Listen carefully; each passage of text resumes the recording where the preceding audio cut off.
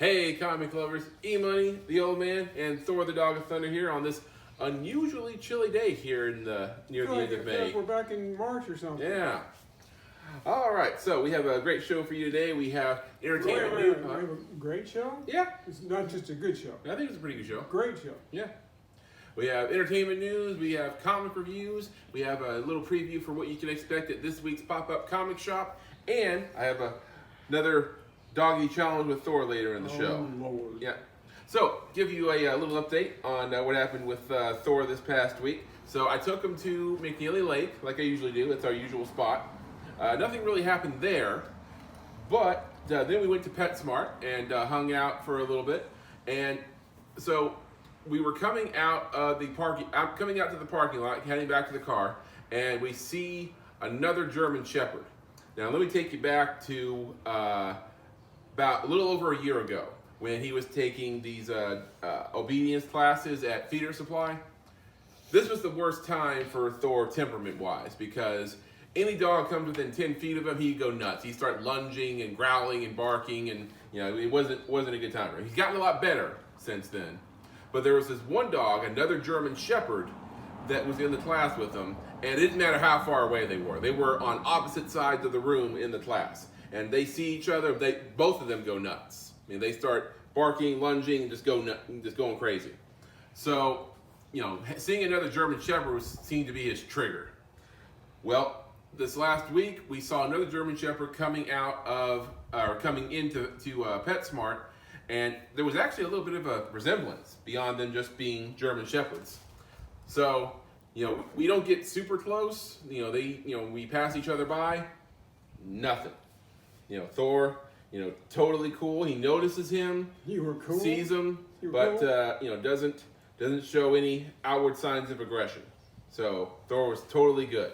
So that's good progress for Thor there. All right. So we're gonna do something fun with him a little later in the show. Aren't we, boy? Aren't we, boy? Yes. Yes, we are. All right. The summer movie festival season has begun. What's at the top of your list? I'll bet you know what's at the top of ours. This is Back Issues.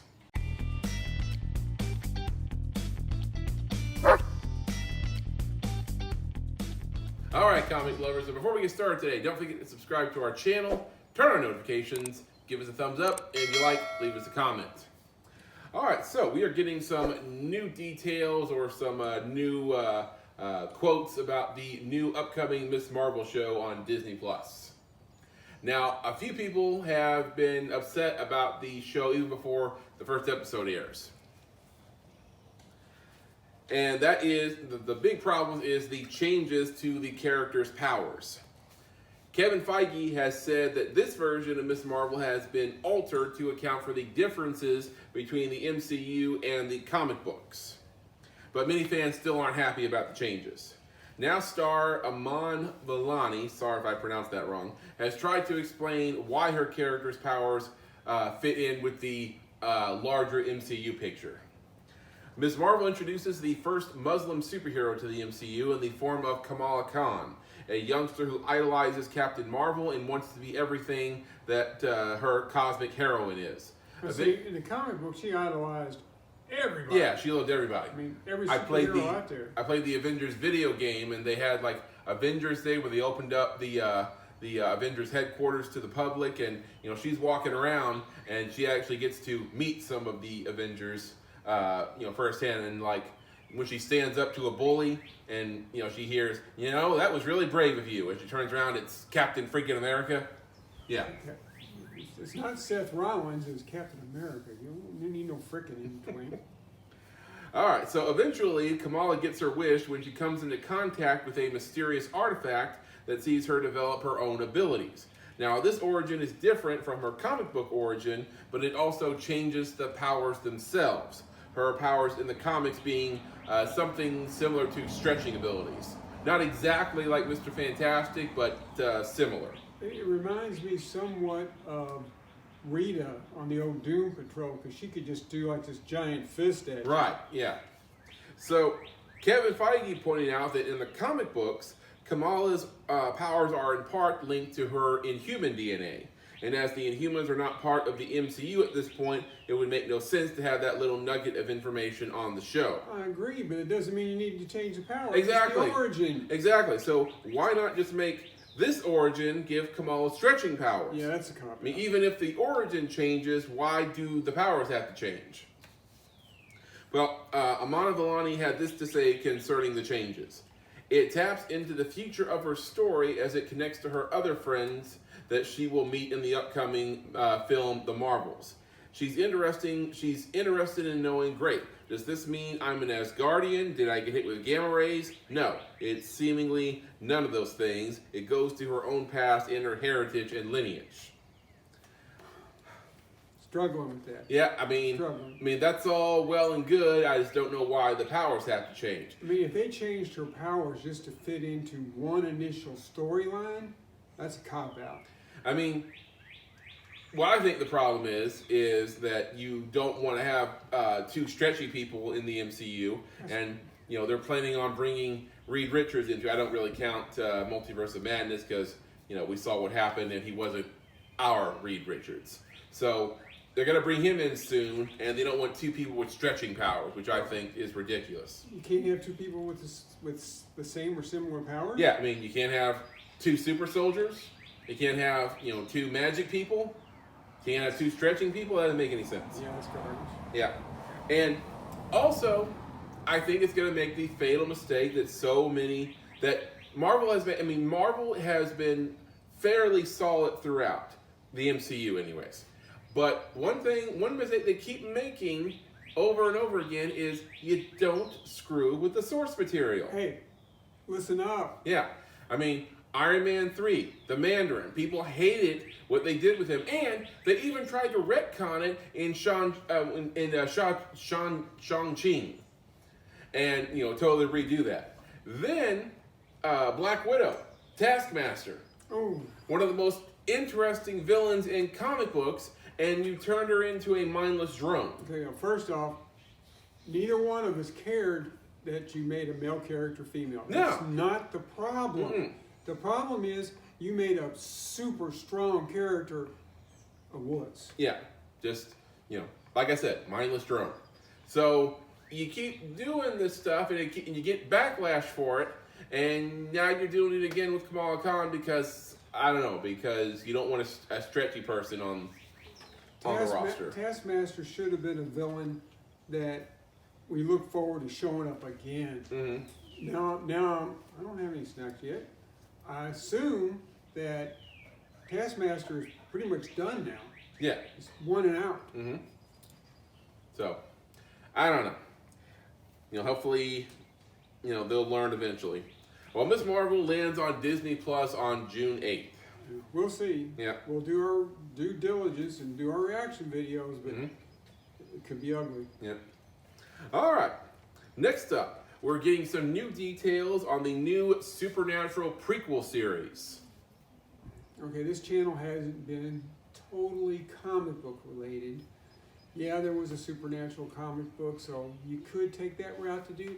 But yeah, we're kind of into just fandom, geekness. I've pop never tried to hide that. Yeah, we cheat a little bit. All right, so Jensen Ackles' Supernatural prequel series, The Winchesters, recently received a series order at the CW and will premiere this fall. Now, new details on the first images and the show have debuted. Before Sam and Dean, there were their parents, John and Mary. Told from the perspective of narrator Dean Winchester, The Winchesters is described as the epic, untold love story of how John Winchester met Mary Campbell and put it all on the line not only to save their love, but the entire world. When John returns home from Vietnam, a mysterious encounter sparks a new mission to trace his father's past. In his journey, he crosses paths with a 19-year-old demon hunter, Mary, who is also searching for answers after the disappearance of her own father. Together, the two join forces with young hunter in training Latika and easygoing hunter Carlos to uncover the hidden truths about both their families. I don't see how any hunter can be easygoing, but okay. Their investigation leads them to a rare book emporium whose owner, Ada, takes an interest in the occult and can provide the missing pieces to their puzzle. That sounds like it's going to be they're Bobby. They're Bobby. Or from Buffy, they're Giles. Mm-hmm. And it's interesting you said that. I was just about to say, sounds like they're putting their own Scooby Gang together in this show. Absolutely. I mean, they had allies, of course, Sam and Dean, but for a long time it was just the two of them mostly, and allies, usually get killed along the way. So that they're putting like a team together is a little bit of a departure from the original show. Now, from what I recall from the show, though, is that Mary's family had a legacy of hunting, while John was just blissfully oblivious to this whole world until the night Mary was killed by the yellow-eyed demon. But it seems like this new show is going to contradict that assumption. Yeah, they're going to cheat a little bit. That's all right. Yeah. All right, so The Winchesters is scheduled to air on the CW this fall. All right, so that's going to do it for our entertainment news. We're going to come back out here with Thor in just a little bit. But for now, let's do some comic book reviews. All right, comic lovers. So if you've never seen us do this before, we grade these comics on a 5-shield rating system. We give them each 2 scores, one for writing and story, and the other one for artwork. And then we combine the 4 scores together to give it an average overall score. All right, so first up we have our mentions, and I've told you guys we don't call them honorable mentions because sometimes we might have something negative to say that we just have to rant about. But today I think it's all okay. Nothing overly negative to say about either of them. No, neither one's bad. All right, starting off, we have Image, and the actual title of this book is I Hate This Place. Mm-hmm. Now, we went with the adult cover, so it's not what it's going to say on the cover. There's an F-bomb, so yeah. Be aware. All right, so in this comic, issue number 1, we start off with a guy who, is the criminal sort, and he tries to double-cross his partners when they meet out in the woods, and they get attacked by something. And they get attacked, and the main guy who tried to double-cross them gets into his car and tries to run away. He beats feet. Mm-hmm.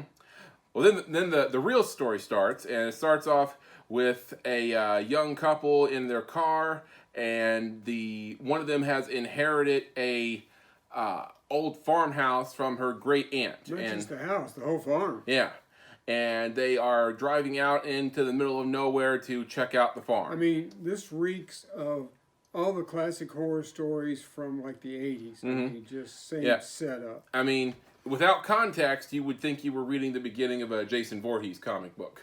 Yep. Yeah. On our way to Crystal Lake. Mm-hmm.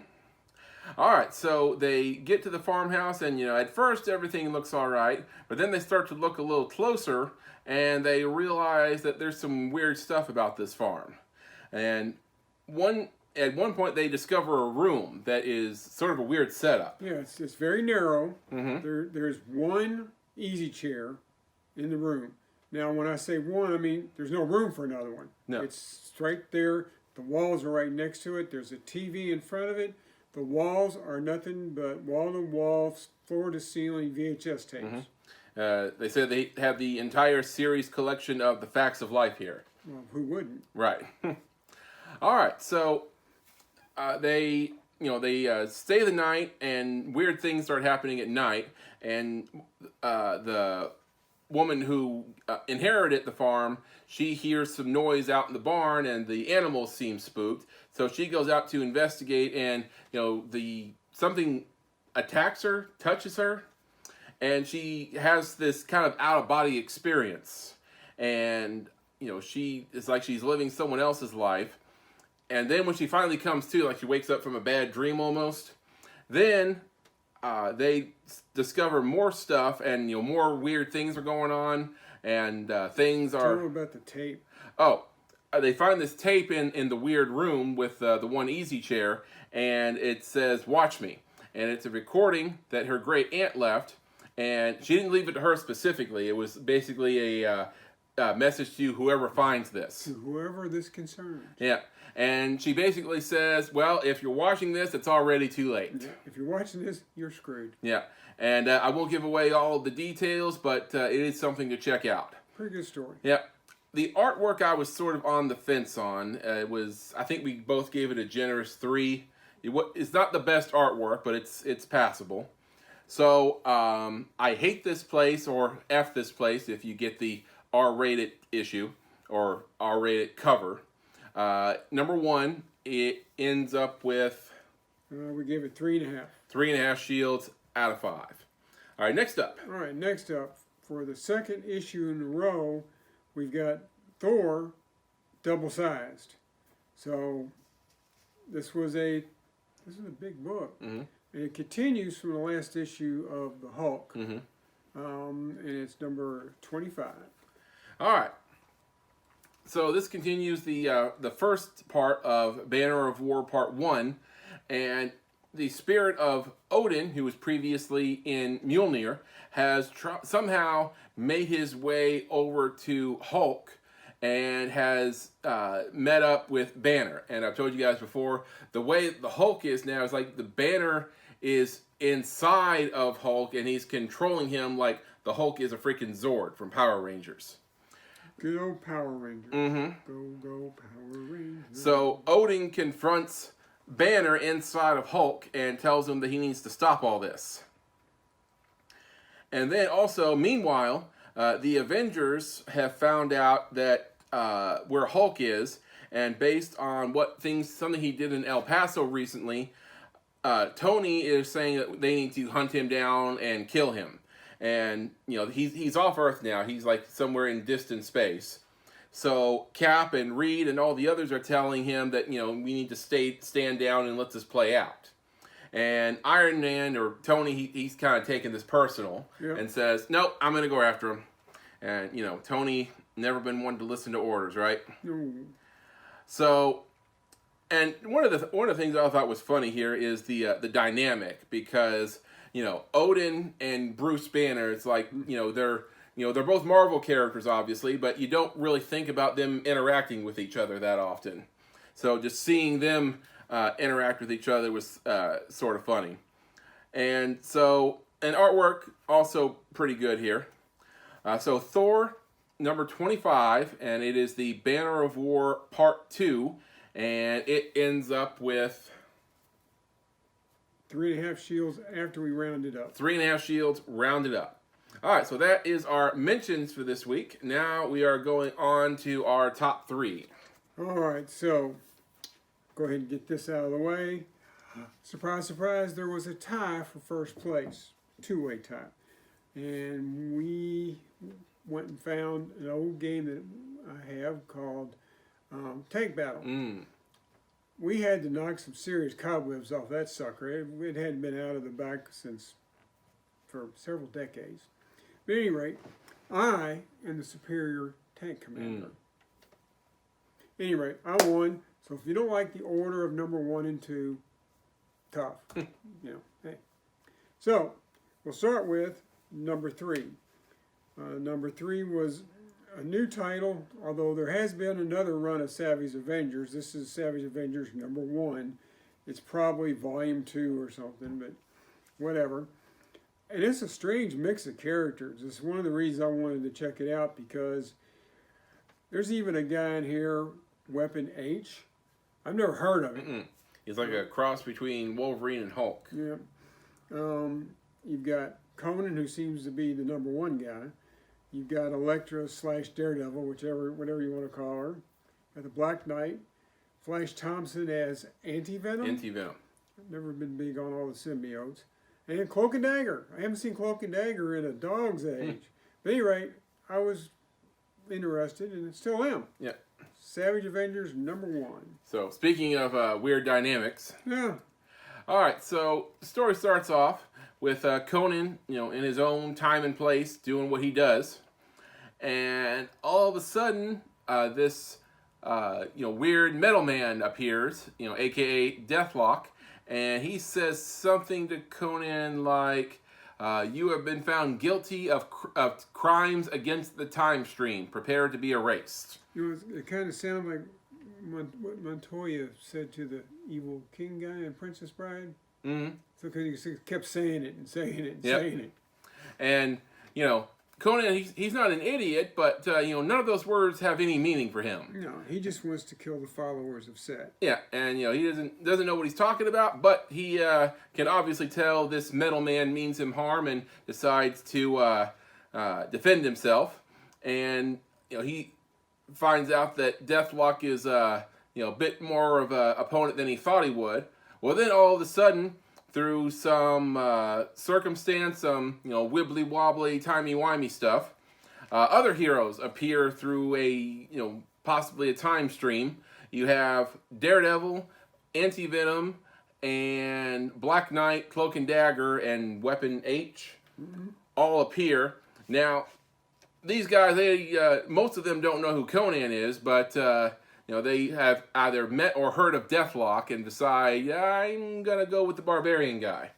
So a match ensues, and I gotta say, Deathlock is more formidable than I thought he was against all these guys. Johnny Badass, that's for sure. Yep. And then some other stuff happens. I won't spoil everything for you, but they got bigger problems than just Deathlock here. So Savage Avengers #1. If you're looking for weird team dynamics, it's our #3 pick with 4 shields after we rounded it up. 4 shields rounded up. All right, next up. #2. Nyx. The only book that we get from Dynamite. Not to say there's anything wrong with the other books, we just never have gotten them. This is #6. All right. So in this issue, Nyx is trying to recruit someone to kill her father, the Mad God Chaos. So, little catch up. She's been trying to bust her daddy for a while now.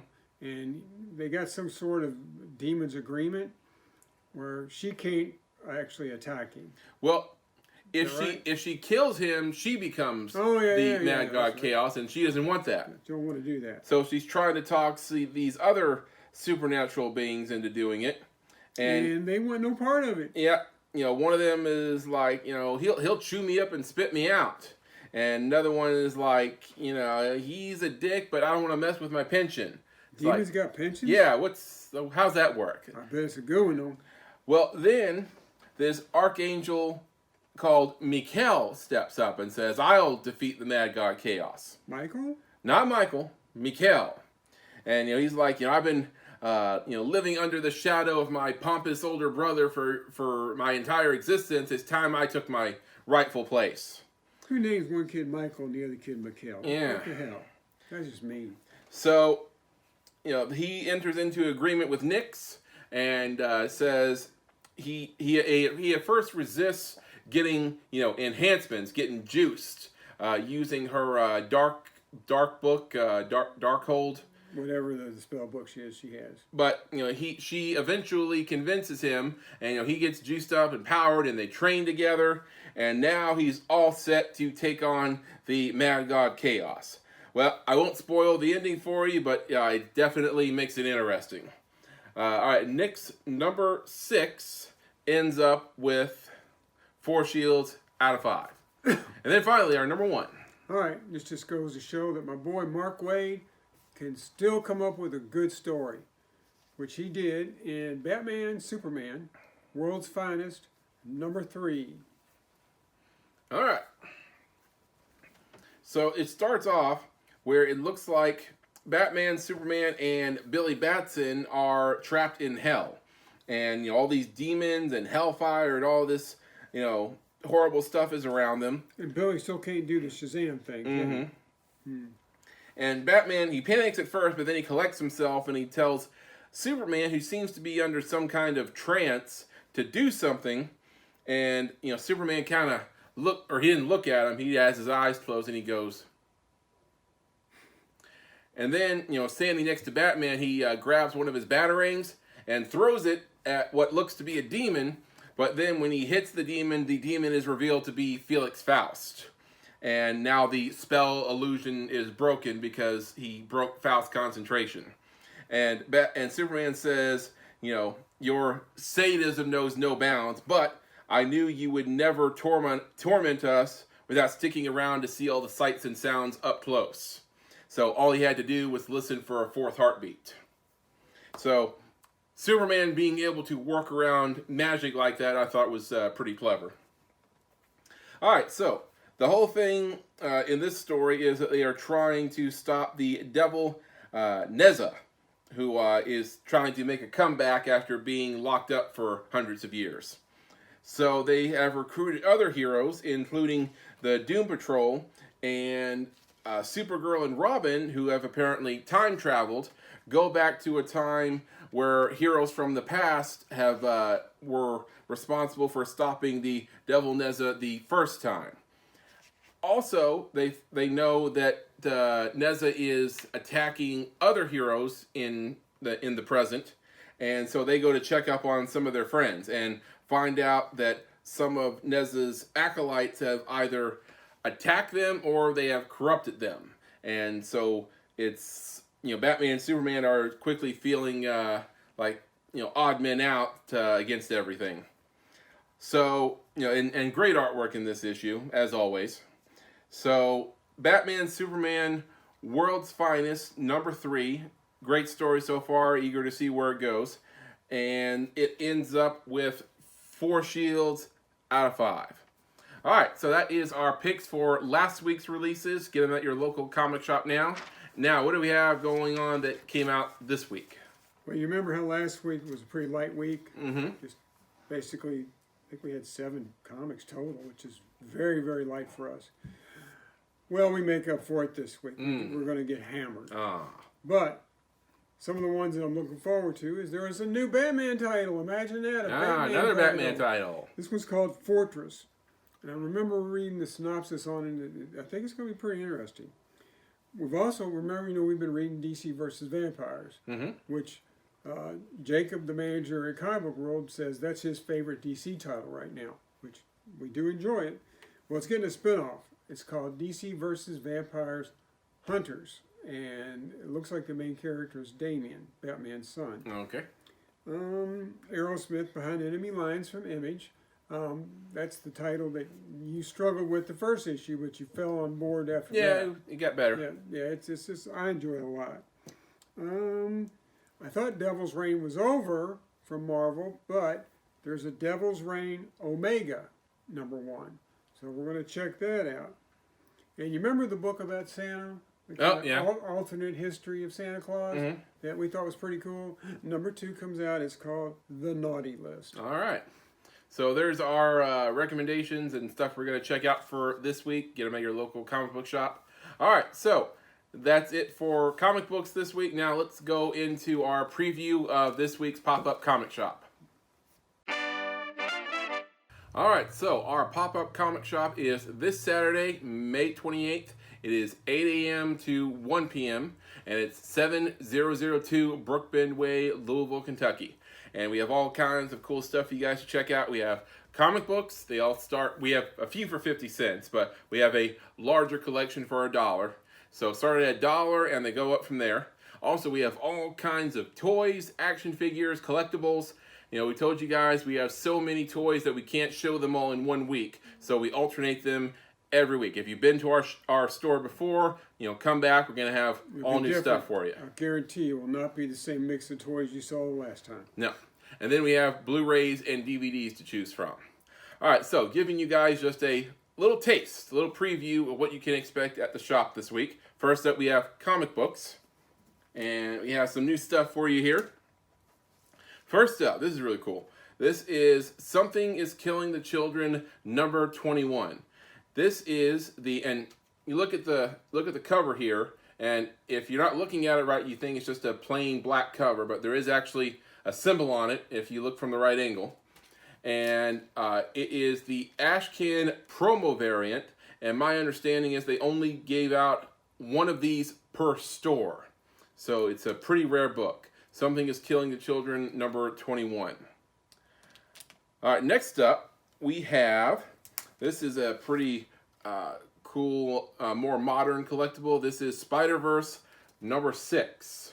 And this features the first appearance of several characters.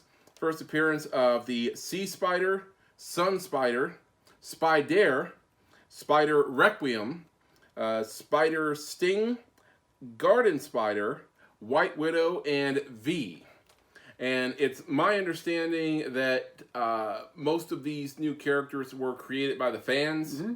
So they took a lot of stuff from the fans, put them in here. I don't know if they did any follow up with a lot of these characters, but the next Spider-Man into the multiverse cartoon animated show, they might use them all. Right. So a lot of first appearances here. Spider-Verse number 6.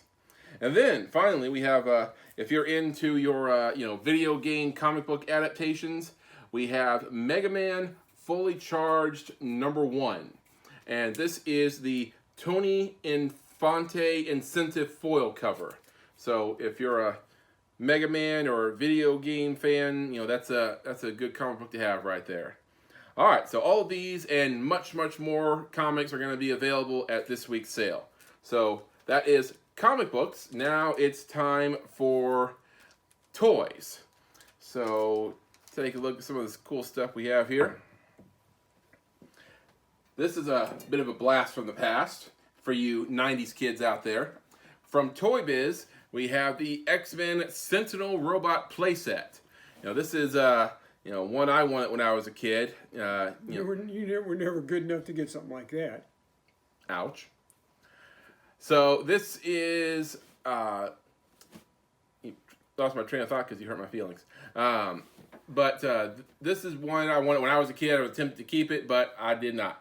All right, so this is not factory sealed, just to give you guys a heads up, but it has never been played with because I saw that it was not factory sealed, so I opened it up and looked at it, and it's obvious that it's definitely never been taken out of the box. It's still in its packaging and twist ties and everything, so never been played with. All right, so there is X-Men Sentinel right there. Then we have, this is pretty cool. This is from DC Direct's classic Silver Age line, the Batgirl and Joker set, and it comes with a rooftop display base that interlocks with the Batman and Robin playset, if you get that one. And it you can connect the two bases, place the ends together, and fit the pegs into holes provided. And you can make this display they show on the back here. So pretty cool stuff. It has a wall that Batgirl can climb up if you want to do that display as well. So pretty cool thing to have from DC Direct's Silver Age line. All right, so you have these two things, and then we have a line of toys here. Put this aside for a second.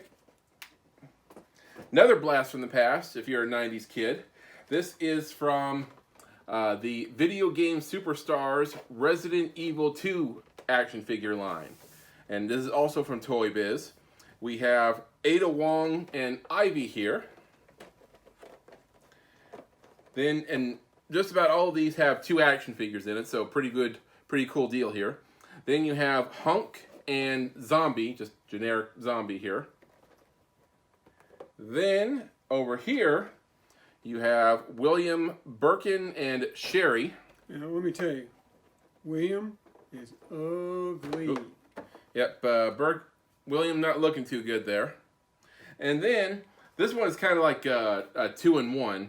You have Mr. X, he starts off as Mr. X, and then if you take the accessories, he turns into Tyrant. So, kind of like 2 figures in 1. So this is all from the Resident Evil 2 line. And reminiscing, I remember, you and I both played Resident Evil 2 back in the day. One creepy game. Mm-hmm.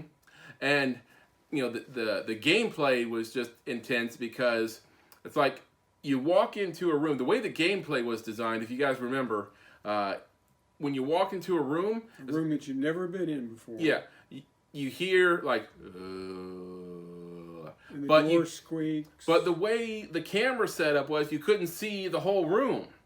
It's like you had to take your character and walk to the edge of the screen, and then it shows you a different angle from the room, and there could be a zombie right on top of you. And you could step into the room and there'd be a zombie on each side. You wouldn't know it until you moved around a little bit. Yeah. And they're beating on you the whole time. Mm-hmm. And if you hadn't saved it a long time. Oh yeah, save points were a bitch in that game. Yeah. But I remember at the time we didn't have a surround sound system like we do now, and I went over to a buddy's house, was playing it, and he stepped out, left me in the house. No one else was in the house alone playing the game. And I'm playing, and I knew it was just a surround system. I'm not an idiot. I knew those sounds coming from behind me were from the game. But at one point, I had to stand up and turn around and check it out because it was just too much. I was just freaked out. And didn't you have to have a certain item just to save your game? That I don't remember. Okay. Maybe. I know that you were right, that save points were a pain in the butt. Yeah. I mean, kids today would probably find the gameplay very, very frustrating. All right, so have the full Resident Evil line here. All right, so that is going to do it for our preview of this week's pop-up comic shop. Like I said, this Saturday, May 28th, 8 a.m. to 1 p.m., 7002 Brookbend Way. Be there or be square. All right, we're going to have a lot of great deals for you. I remember this past week, this kid came. He was a neighborhood kid. Oh, bicycle boy. Yeah, speaking of deals, he came into the garage and he says, "What can I get for this?" And he holds up $1. $1. So I'm like, in my mind, I'm thinking nothing. So I'm like, all right, and I pull out our loose action figures box. Because he wanted toys, not comics. Right. So, we go through it, and he pulls up an old clown action figure. From Spawn. Right. And, it's, a loose figure. There's no accessories to it. He had to reattach the arm on there. So, all right, you want it for $1, you got it. So then because the old man, he still had some leftover comic books from Free Comic Book Day. And I said, "You want some comic books?" And he says, "Okay, yeah." So I give him 3 comic books, and then he's off. Well, he comes back like 30 minutes later, and he holds up a handful of quarters, and he says, "What can I get with this?" And I'm like, "All right, let's see what you got there." So around the same time, these 2 guys who had come in, don't know this kid from Adam, and they see me counting up his change, and one of them says, "Here, add this to the fun," and he lays $1 down on the table, and then he's like, "Oh wow, thank you." And then his partner, not to be outdone, he says, "Here, add this too." And the other guy lays $2 down on the table. So, the kid was really polite, by the way. Oh, yeah, he was real nice. He thanked him multiple times. All right, so I count up all the change, and he's got $4 in quarters plus the $3 those guys gave him. So I'm like, all right, I'll cut him a deal, and let him get a $10 toy. And I showed him all of his choices. And he picks out a opened Marvel Legends Wolverine figure. Well, when you say open, it's just a matter of the top had been slit right there and the comic book removed. It was complete and still mint in the package, just the package was missing something. Right. So, he picks up Wolverine. I say, all right, you got it. So, between the kids' 2 visits, he walked in with a total of $5 of his own money. Of his own money, right. Right. So after his donation, he ends up walking out of there with 2 action figures, one of which is practically brand new, and 3 comic books. Now, other people may have bought more expensive stuff last week, but you ask who got the best deal. And we gave some deals out, but yeah, the kid came out smelling like a rose. Yeah, that kid had it. All right. I hope he comes back next week. All right, let's head back up into the garage and see what Thor's up to. All right, so this last week we tested Thor's parental instincts, which he failed miserably. So now we're going to check Thor's empathy and see how he does. All right? This is our Doggy Challenge video of the week. You want it? You want it? You want the treat? Ow! Oh, Thor! Why would you do that? Look what you did. You bit me. Are you sorry? Are you sorry? Aw. Aw. That's really sweet of you. Aw. That's okay. I forgive you. I forgive you. It's okay. Well, since you got blamed for biting him, you should just go ahead and bite him. If you're going to get blamed for something, be guilty. Good boy. Wait, Good boy. Come back here. Come back here. Hey. Good boy. Sit. Sit. There you go. Good job. Next time, biting for real. All right, so good empathy for Thor, aren't you? You were sorry, weren't you? It's okay. You didn't really bite me. It's okay. All right, so that was our doggy challenge video of the week. Good boy. Good Lord. Good boy. All right, comic lovers, that's about going to do it for today's episode. So don't forget, something really weird they're doing at Disney Plus is the Obi-Wan Kenobi premiere is Friday, but then they're going to move it to a Wednesday schedule for the rest of the show. So And Friday they're doing 2 episodes, right? yeah, so 2-episode premiere on Friday. We're going to do our reaction video, so be sure to tune in on Friday for that. All right, so also don't forget to come to our garage sale this Saturday, or our pop-up comic shop, I should say. Don't call it a garage sale. Yeah, because you call it a garage sale, people get the idea they're going to come in and get stuff for a quarter. Yeah, no. We do have 50-cent comics, though. Yeah. All right, so we're going to have comics, toys, DVDs, and Blu-rays, all kinds of fun stuff. Be checking our Craigslist and Marketplace ads to get more details. And it's going to be 8 a.m. to 1 p.m., 7002 Brookbend Way, Louisville, Kentucky, 40229. And we're going to be Saturday, May 28th. All right, so that about wraps things up, and we'll see you guys on the next one. Excelsior. So, true believers, are you ready to get your Star Wars fix on again? I'm ready. Yep, all set.